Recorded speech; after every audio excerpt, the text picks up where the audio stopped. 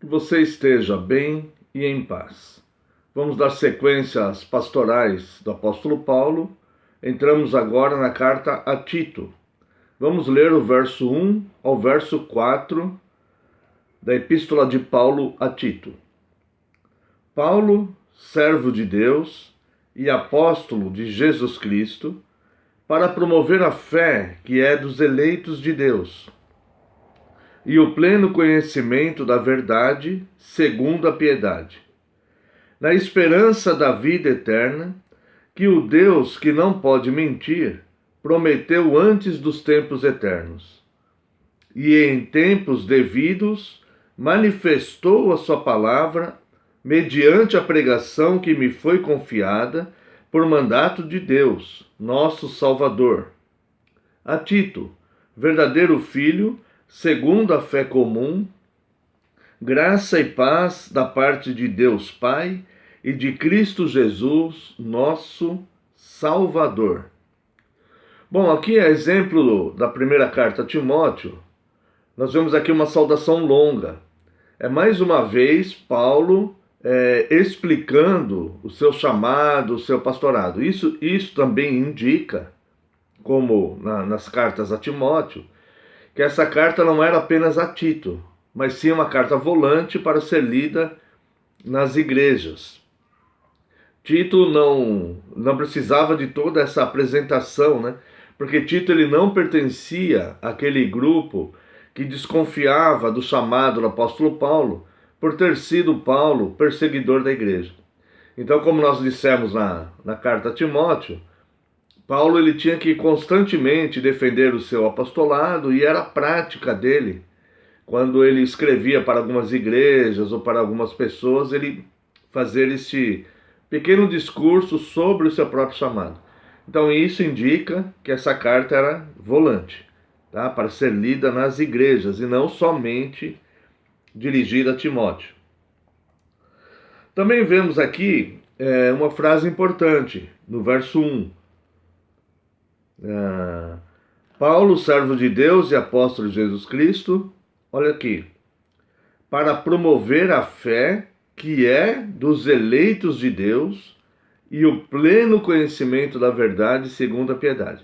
Este aqui, para promover a fé que é dos eleitos de Deus, vai ser muito importante para nós quando chegarmos no capítulo 2, para explicarmos, por exemplo, o verso 11 do capítulo 2, que é um verso normalmente tirado do seu contexto, tirado de todo o contexto da carta, para defender uma ideia. Quando a gente chegar lá, nós vamos analisar, tá? Se Deus nos permitir. Mas já tenho isso em mente. Para promover a fé que é dos eleitos de Deus. Depois vem aqui o verso 2 e o verso 3, é uma declaração que Deus ele é organizado e planejado. Vamos ler o verso 2 e o verso 3. Na esperança da vida eterna, que o Deus que não pode mentir, prometeu antes dos tempos eternos, e em tempos devidos manifestou a sua palavra, mediante a pregação que me foi confiada, por mandato de Deus, nosso Salvador. Bom, Deus é um Deus de fato organizado e planejado em seus decretos e suas promessas. Agostinho, ele traduz isso aqui, antes dos tempos eternos. E Jerônimo, antes da fundação do mundo. Tá? Isso mostra que Deus, sendo atemporal, ele já tinha estabelecido promessas antes de haverem homens para receberem tais promessas. E os decretos de Deus também são anteriores, antes da fundação do mundo. Então Deus, ele não, como ele é atemporal, essa ideia que nós temos que Deus espera acontecer algum evento, algum fato, e então ele muda de postura, ou ele decreta alguma coisa, ou então dali para frente ele começa a prometer algo. Essa ideia, ela tira a soberania de Deus, ela tira esse atributo, esse poder de Deus, de ser autoexistente, de ser atemporal. Deus não precisa esperar o fim dos eventos. Ele conhece o fim antes do princípio. Então ele pode tomar as suas decisões antes mesmo de ter criado tudo. Tá? Deus, além de ser atemporal, ele é onisciente. Esse Deus bíblico, Deus revelado na Bíblia, Deus que servimos, ele é absolutamente soberano e extremamente poderoso. Tá? Então não há nada que possa fugir ao seu controle. Vamos aqui ao verso 5. Por esta causa te deixei em Creta, para que pusesses em ordem as coisas restantes, bem como em cada cidade constituísses presbíteros, conforme te prescrevi. Pôr em ordem coisas restantes, né? Constituir presbíteros em cada cidade. Os apóstolos, eles não tinham um lugar fixo. O chamado deles era para organizar igrejas, organizar as comunidades cristãs no mundo inteiro, evangelizar o mundo inteiro. Então, cada lugar que eles iam, cada cidade que eles iam, que eles conseguiam agrupar pessoas ali convertidas, eles organizavam uma igreja e instituíam pastores para pastorearem aquelas igrejas. Então, ele ia para outra viagem, para outra cidade, e organizava igreja em outro lugar, tá? O apóstolo Paulo também fazia assim. O apóstolo Paulo foi o que mais fez isso. E Tito, ele era um desses pastores que era ordenado ali para cuidar de uma igreja. Só que Tito, ele tinha uma função adicional, um encargo adicional de implantar igrejas também.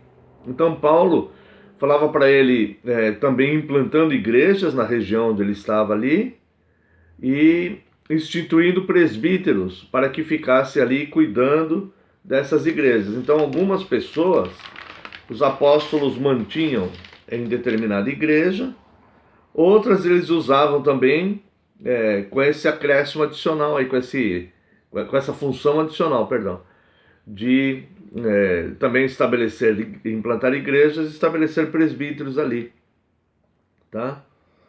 E aqui ele fala que deixou Tito em Creta, né? Por esta causa te deixei em Creta, para que pusesse em ordem as coisas restantes, tá? Para que estabelecesse de fato a sã doutrina, cuidasse ali. Era uma cidade que nós vamos ver que tinha uma má fama, né? Nós vamos ver daqui a pouco. E por isso, então, Paulo fala para que pusesse em ordem as coisas restantes, coisas que não deu tempo do apóstolo Paulo tratar. E também, em cada cidade, constituísse presbíteros conforme te prescrevi. Então, isso mostra que Timóteo ele não era um pastor fixo ali em Creta, né? Ele era um pastor também que ia implantando igrejas ali em outras cidades, ali provavelmente, né? Muito provavelmente, quase certeza absoluta, da mesma região ali, não viagens longas, né? E estabelecendo presbíteros ali, tá? Verso 6. Alguém que seja irrepreensível, marido de uma só mulher, que tenha filhos crentes, que não são acusados de dissolução, nem são insubordinados. Bem, irmãos, do verso 6 ao verso 9, ele vai descrever as qualificações de presbíteros. Eu só vou comentar o verso 6, os demais eu só vou ler, porque já foi comentado, é bem semelhante, as orientações são praticamente as mesmas que ele deu a Timóteo para os oficiais, para estabelecer presbíteros, tá? Eu só vou comentar o verso 6. Para Timóteo, Paulo lhe dá uma ênfase sobre a esposa do presbítero, como ela deveria ser. Aqui para Tito, ele dá uma ênfase sobre os filhos, como os filhos deveriam ser, né? Que tenham filhos crentes. Aqui fala, como pastor deve ter prudência e seriedade, é bom que sua família também tenha, né? Então os filhos não poderiam viver em luxúria, nem em desobediência, que é as duas afirmações que Paulo faz aqui, dissolução e insubordinação. Então os filhos do pastor, do presbítero, deveriam ser castos, não viver em luxúria e nem em desobediência. Depois vem aqui dos versos 6, do verso 7 ao verso 9. Porque é indispensável que o bispo seja irrepreensível como dispenseiro de Deus, não arrogante, não irascível, não dado ao vinho, nem violento, nem cobiçoso de torpe ganância. Antes, hospitaleiro, amigo do bem, sóbrio, justo, piedoso, que tenha domínio de si. Apegado à palavra fiel, que é segundo a doutrina, de modo que tenha poder tanto para exortar pelo reto ensino, como para convencer os que o contradizem. Então, essas qualificações aqui são de fato semelhantes a que nós vimos lá em Timóteo, né? E elas são fáceis de entender. Os presbíteros, eles deveriam, ou eles devem, né? Ao elegermos os oficiais da igreja, os presbíteros, nós devemos ter esse tipo de ideia de como ele deve ser, como deve ser a sua vida, né, e o seu proceder. Depois vemos aqui o verso 10 e o verso 11. Vamos ler. Porque existem muitos insubordinados, palradores, frívolos e enganadores, especialmente os da circuncisão. É preciso fazê-los calar, porque andam pervertendo casas inteiras, ensinando o que não devem por torpe ganância. Bom, Paulo adverte a Tito que estaria lidando com pessoas hostis. Sobre essa passagem, Calvino diz pessoas obstinadas ao extremo com caráter selvagem. As traduções aqui, na nossa aqui, está insubordinados, né? Jerônimo traduziu por desobedientes. E Erasmo traduziu por incorrigíveis, tá? Então a palavra original aponta para essas características que essas pessoas aí que eu mencionei acima descrevem, tá? Pessoas obstinadas ao extremo, com caráter selvagem, desobedientes, incorrigíveis, são insubordinados. Então Paulo está dizendo a Tito que ele estaria tratando com pessoas hostis, de caráter selvagem, insubordinados, que não aceitam obedecer ordens e que são totalmente desobedientes e incorrigíveis. Essas pessoas são incorrigíveis. É isso que Paulo está dizendo aqui, né? Principalmente os da circuncisão. Os da circuncisão eram judaizantes e pessoas que queriam implantar a lei cerimonial e sacerdotal. Queriam que as cerimônias ainda do sacerdócio levítico, aquela lei toda cerimonial, sacerdotal, eles diziam que aquilo era necessário continuar fazendo, era uma imposição da fé cristã. Então eles misturavam o que permaneceu ali no judaísmo antigo com o cristianismo, com a igreja de Cristo, né?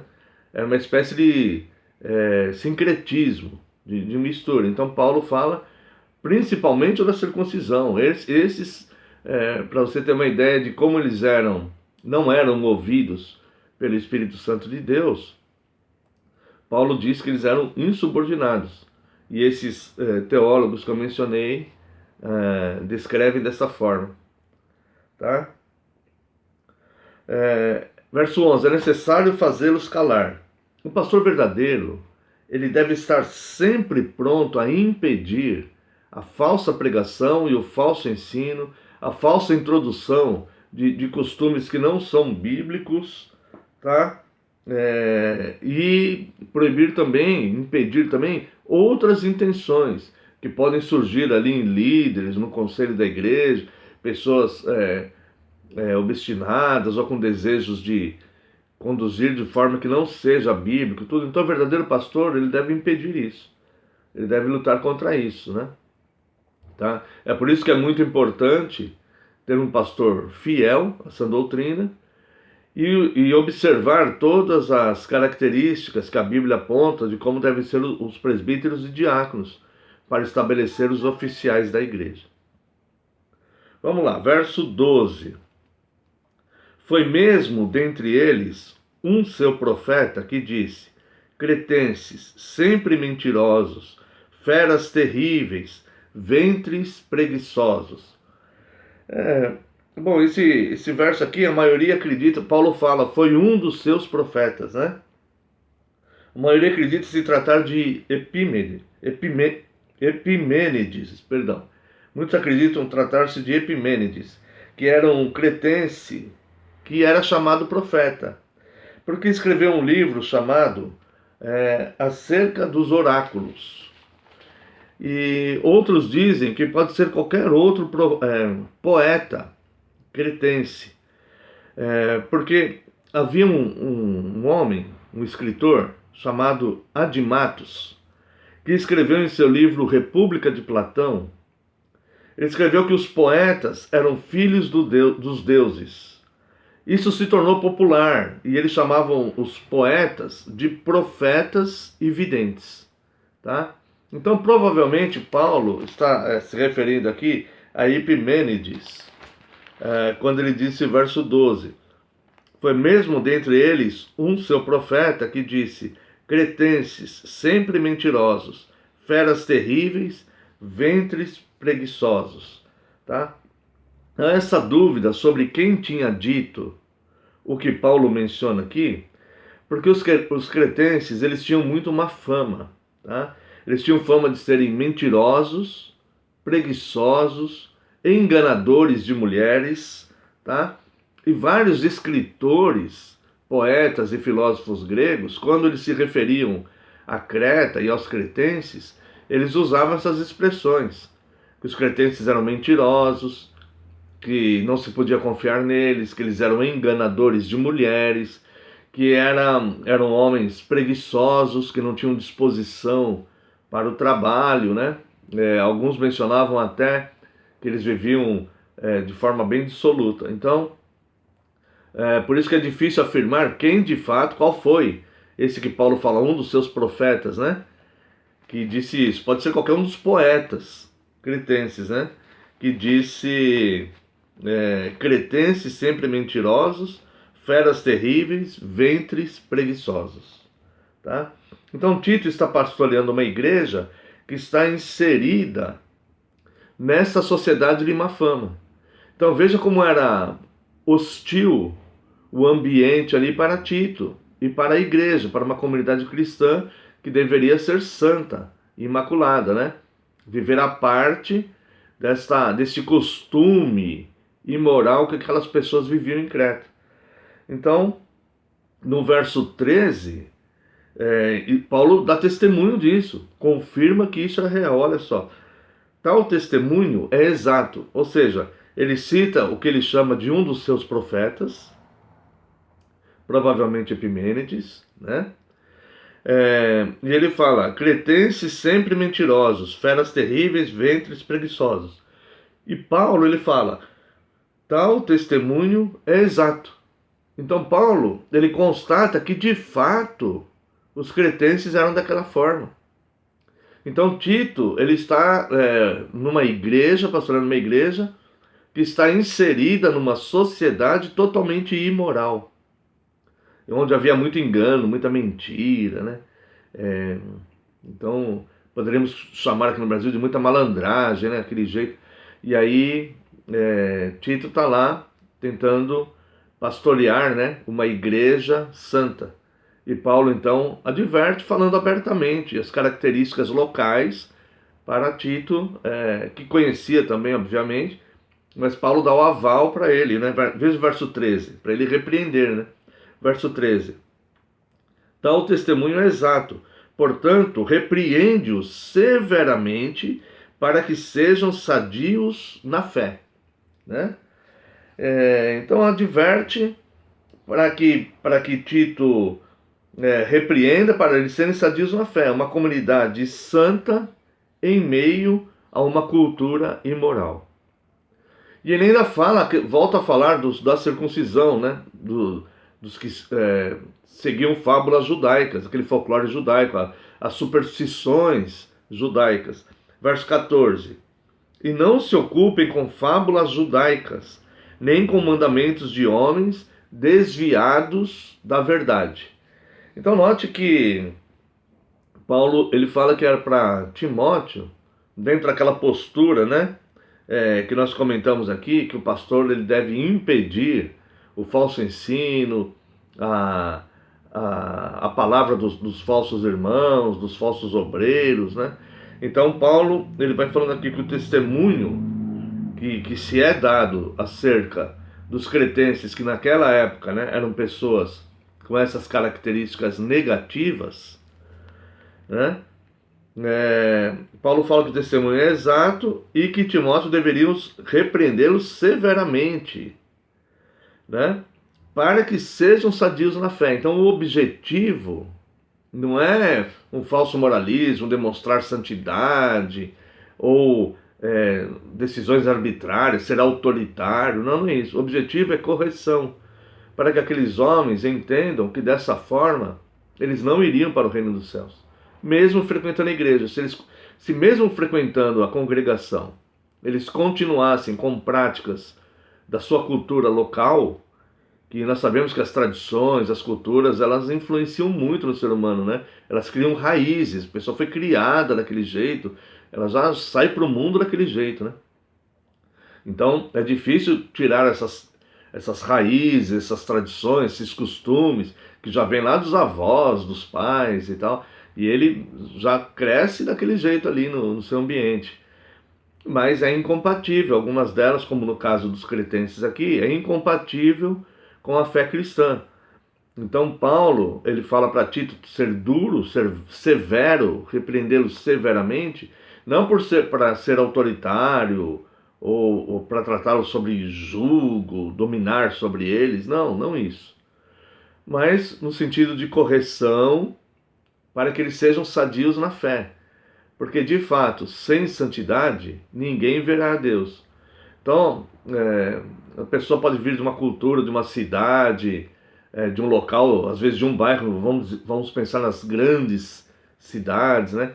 Às vezes tem uma comunidade, um bairro ali, onde imperam costumes assim, às vezes não, às vezes a comunidade é simples, pobre, mas as pessoas são bem honestas. Em outros locais já existe essa cultura e tal, então depende muito, né?